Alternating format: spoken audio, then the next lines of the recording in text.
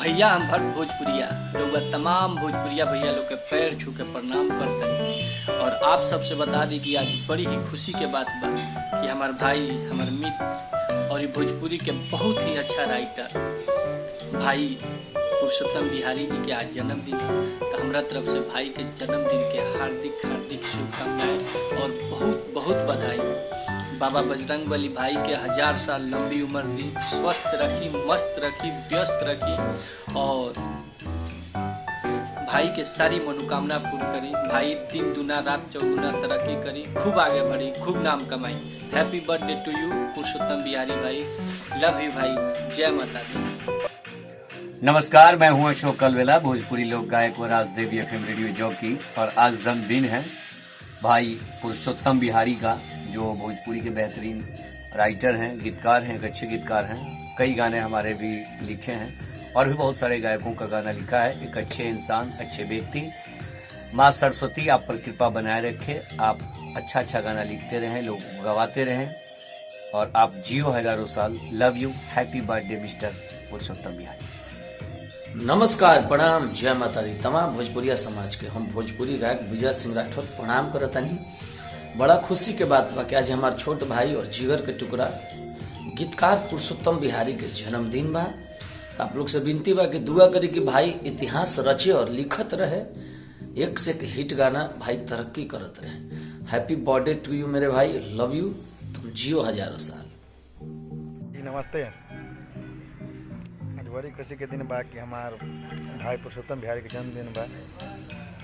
हम माता रानी से कामना करते हैं कि वैसे आगे बढ़त रहे और भोजपुरी दुनिया में नाम करत रहे। जय भोजपुरी समाज। जय भैया, नमस्ते, नमस्कार, हर हर महादेव। हम म्यूजिक डायरेक्टर अमरीश लाल।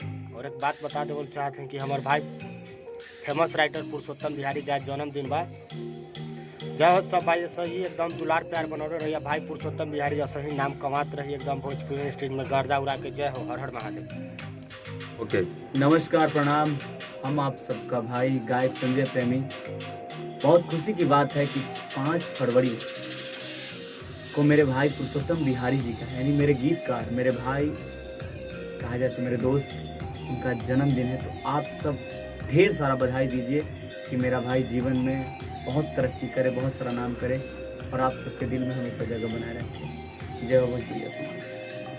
नमस्कार, प्रणाम। हम भोजपुरी गायक परदेसी प्रिया यादव, आप सभी तमाम भोजपुरी भाई सबको प्रणाम बा। और आज बहुत खुशी का बात बा, हमारे बड़े भैया राइटर कवि जी पुरुषोत्तम भैया जी का जन्मदिन बा। तो आप सभी से विनती रिक्वेस्ट बा भैया के इतना दुलार प्यार आशीर्वाद दी, भैया हजारों साल जी और यही तरह खुश रहें। आप सभी से विनती और उम्मीद बा जे तरह भैया के गाना के दुलार प्यार आशीर्वाद देवनी जा, वही तरह भैया के दुलार प्यार दी कि भैया हजारों साल जी और यही तरह खुश रहें। हैप्पी बर्थडे पुरुषोत्तम भैया जी, रघुआ जी हजारों साल। महादेव से विनती बा।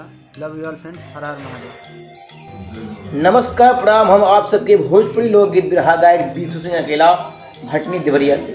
आज बताओ बड़ी हर्ष होत बा कि भोजपुरी जगत के सुप्रसिद्ध लेखक बड़े भैया पुरुषोत्तम बिहारी जी का जन्मदिन बा। भैया के जन्मदिन की ढेर सारी शुभकामनाएं। भैया आप अपने जीवन में खूब तरक्की कीजिए, खूब आगे बढ़िए।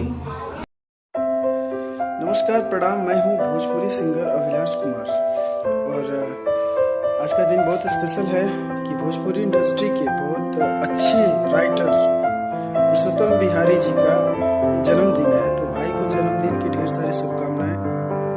भाई हजारों साल जिए, भाई को दिल से दुआ है। लव यू मेरा भाई, हैप्पी बर्थडे। नमस्ते, प्रणाम। आज बहुत ही खुशी की बात है जो हमारे छोटे भाई राइटर पुरुषोत्तम बिहारी जी का जन्मदिन है। Many many happy returns of birthday. I wish you long life my dear brother.